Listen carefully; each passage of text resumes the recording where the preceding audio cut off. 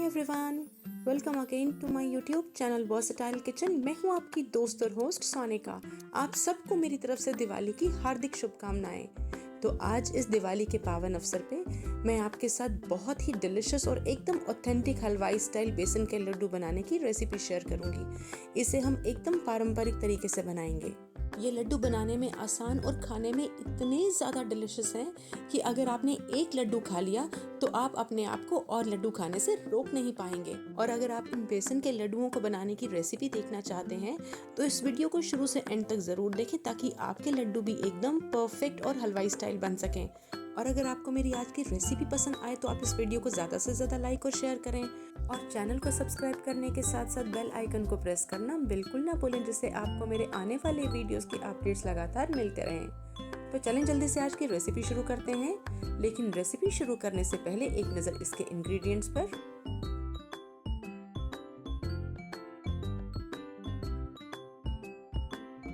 तो आज हम एकदम हलवाई स्टाइल और बिल्कुल परफेक्ट किस्म के बेसन के लड्डू बनाएंगे। तो इन्हें बनाने के लिए सबसे पहले हम तगार बनाएंगे। और तगार बनाने के लिए मैंने 3 कप चीनी ले ली है और इस 3 कप चीनी के अंदर हम 1 कप पानी डाल लेंगे। तो अब इन दोनों चीज़ों को हम अच्छे से मिक्स कर लेंगे और इसे हम फुल फ्लेम पे लगातार चलाते हुए तब तक पका लेंगे जब तक कि चीनी कम्प्लीटली पानी में घुल ना जाए।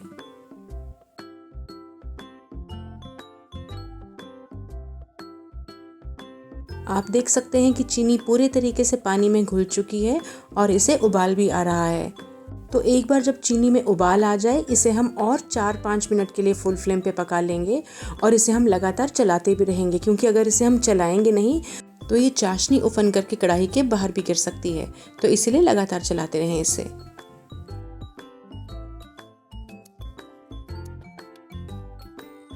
चाशनी को उबलते उबलते लगभग 4 से 5 मिनट हो चुके हैं। तो अब इस स्टेज पे इसके अंदर हम 1 टेबलस्पून देसी घी डाल लेंगे। देसी घी डालने से क्या होगा कि जो हमारी तगार बनेगी वो एकदम खिली खिली सी बनेगी।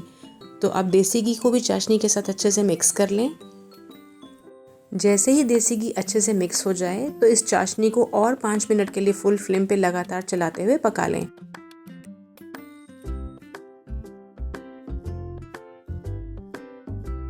लगभग 5 मिनट हो चुके हैं। तो अब इस चाशनी को हम गैस से हटा लेंगे, लेकिन इसे हम चलाना बिल्कुल नहीं छोड़ेंगे। इसे हमें लगातार चलाते रहना है।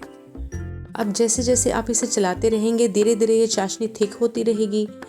गाढ़ी होने के बाद ये हल्की हल्की दानेदार बनना शुरू हो जाएगी और उसके बाद ये कम्प्लीटली सूख जाएगी और हमारी तगार बहुत ही बढ़िया और बहुत ही खिली खिली बन के तैयार होगी। लेकिन याद रहे कि इसे चलाना बहुत ज़रूरी है, क्योंकि अगर आप इसे चलाएंगे नहीं तो ये एकदम सॉलिड पत्थर जैसी बन जाएगी। तो आप देख सकते हैं कि पहले हमारी चाशनी बिल्कुल ट्रांसपेरेंट थी और उसके बाद हल्की हल्की गाढ़ी हो गई और अब एकदम सफ़ेद हो चुकी है, क्योंकि धीरे धीरे ये एकदम ग्रैनुलर फॉर्म में आ रही है। और आप कढ़ाई के साइड्स पे देख सकते हैं कि हमारी तगार बनना शुरू हो चुकी है। इसे लगातार चलाते रहें और बीच बीच में इसे स्पैटुला के साथ मसलते भी रहें ताकि इसमें तगार के लम्प्स न बन जाएं।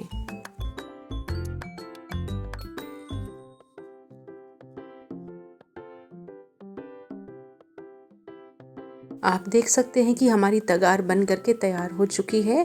अब जैसा कि आप देख पा रहे हैं कि इसमें बीच बीच में लम्प्स भी दिखाई दे रहे हैं, जबकि हमने इसे लगातार चलाते हुए लम्प्स को क्रश करके तोड़ भी दिया था, लेकिन फिर भी इसमें कुछ कुछ लम्प्स तो दिखाई दे रहे हैं। तो उन्हें भी आप स्पैटुला के साथ मसल मसल करके तोड़ लें। तो अब इस तगार का मैं एक बार आपको हाथ से टेक्सचर भी दिखा देती हूँ। ये देखिए कितनी खिली खिली सी तगार बन करके तैयार हुई है। इसे बनाना बहुत आसान है और ये बहुत ही इजीली आपसे भी बन जाएगी। तो अब इसे हम साइड पे रख लेंगे। अब इसके बाद हम एक मोटे तले वाली कढ़ाई ले लेंगे और इसके अंदर हम 4 कप बेसन डाल लेंगे।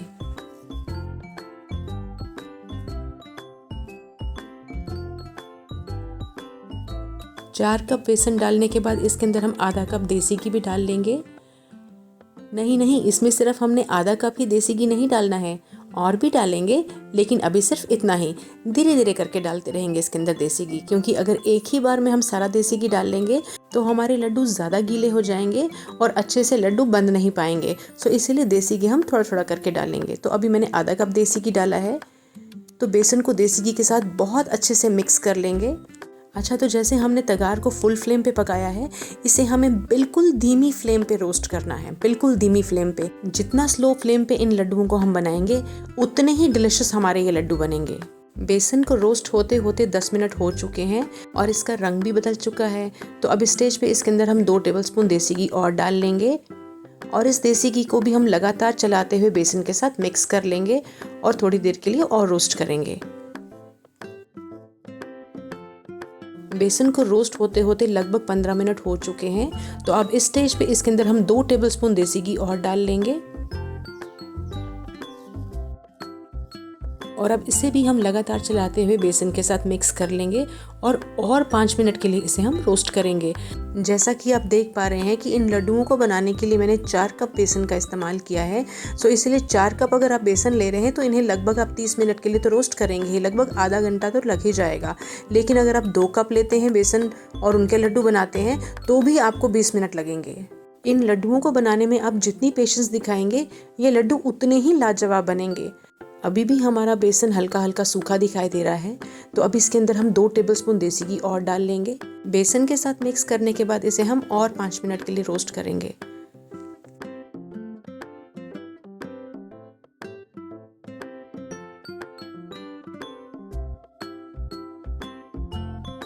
बेसन में हल्का हल्का मॉइस्चर तो आ चुका है, लेकिन अभी थोड़ा सा मॉइस्चर इसमें हमें और चाहिए। तो इसके लिए हम इसके अंदर 2 टेबलस्पून देसी घी और डाल लेंगे और लास्ट वाले 5 मिनट के लिए इसे हम और रोस्ट कर लेंगे।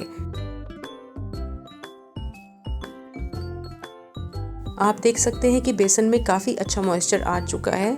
तो इसमें हमने टोटल 1 कप देसी घी डाला, पहले आधा कप और उसके बाद 2-2 टेबलस्पून करके हम इसमें देसी घी डालते रहे। तो कुल मिला के इसके अंदर हमने सिर्फ 1 कप देसी घी का यूज़ किया।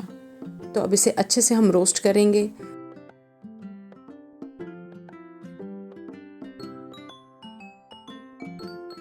बेसन बहुत अच्छे से भून चुका है और आप देख सकते हैं कि ये एक जगह इकट्ठा भी हो रहा है।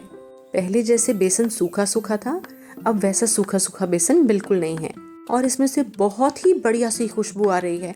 आपको अपने आप ही पता चल जाएगा जब आप बेसन रोस्ट करेंगे, उसमें से जब इतनी बढ़िया खुशबू आएगी तो आपको ऑटोमेटिकली पता चल जाएगा कि आपका बेसन बहुत बढ़िया से रोस्ट हो चुका है। तो अब इसे हम फ्लेम से हटा करके एक बोल में ट्रांसफ़र कर लेंगे, क्योंकि अगर इसे हम कढ़ाई में रखेंगे तो ये लगातार भूनता रहेगा, क्योंकि कढ़ाई गर्म है। तो इसीलिए इसे बोल में ट्रांसफ़र कर लेते हैं और इसके बाद इसे हम कम्प्लीटली ठंडा होने देंगे।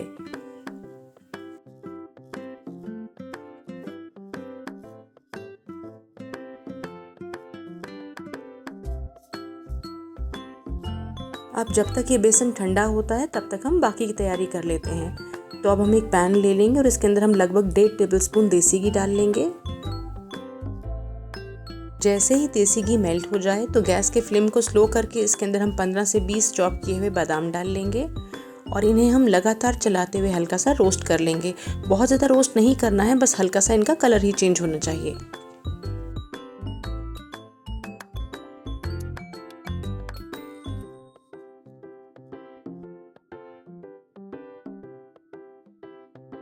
बादाम को रोस्ट होते होते लगभग 2 मिनट हो चुके हैं। तो अब इस स्टेज पे इसके अंदर हम 15 से 20 रफली चॉप किए हुए काजू भी डाल लेंगे।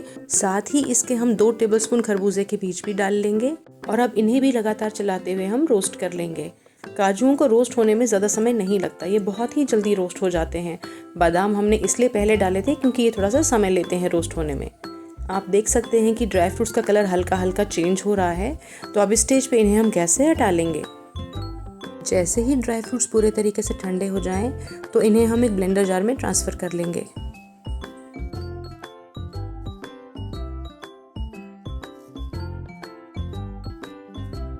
ड्राई फ्रूट्स को हमें बहुत ज़्यादा बिल्कुल नहीं पीसना है, इन्हें हम पल्स मोड पे ग्राइंड करेंगे, यानी कि मिक्सी को चलाएंगे, बंद करेंगे, फिर चलाएंगे, फिर बंद करेंगे और बस। आप देख सकते हैं कि हमारे ड्राई फ्रूट्स कितने बढ़िया दरदरे से पिसे हैं। तो अब इन ड्राई फ्रूट्स को भी हम इसी बोल में निकाल लेंगे।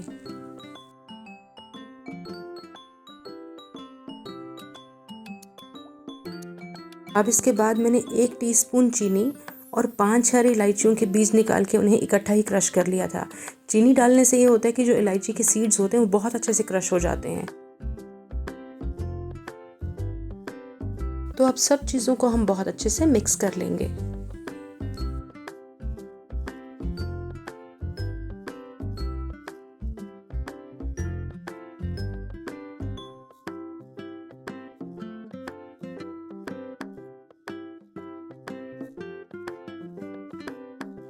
सब चीज़ें बहुत अच्छे से मिक्स हो चुकी हैं। तो अब इस स्टेज पे जो हमने तगार बना के रखी थी, 1 कप तगार को मैंने बड़ी वाली छन्नी से छान लिया था। अब पूरी 1 कप तगार हम इसके अंदर डाल लेंगे। तगार तो मैंने 3 कप बनाई थी, लेकिन उसे हम बाकी भी किसी चीज़ में यूज़ कर सकते हैं। कोई भी मिठाई बनाने के लिए उसे हम यूज़ करेंगे, लेकिन इसके अंदर सिर्फ 1 कप तगार ही पड़ेगी। तो अब इसे तगार के साथ अच्छे से मिक्स कर लेंगे।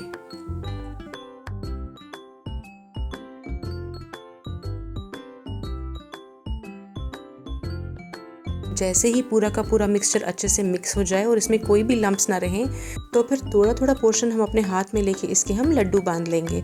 जैसा कि आप देख पा रहे हैं, बहुत ही इजीली इसके लड्डू बन जाएंगे।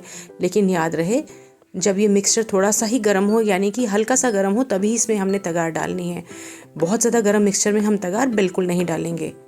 अब बारीक कटे हुए पिस्ते के साथ इसे हम गार्निश कर लेंगे।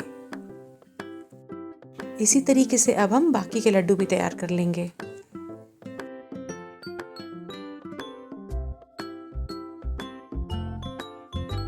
अब इसे भी पिस्ते के साथ गार्निश कर लें।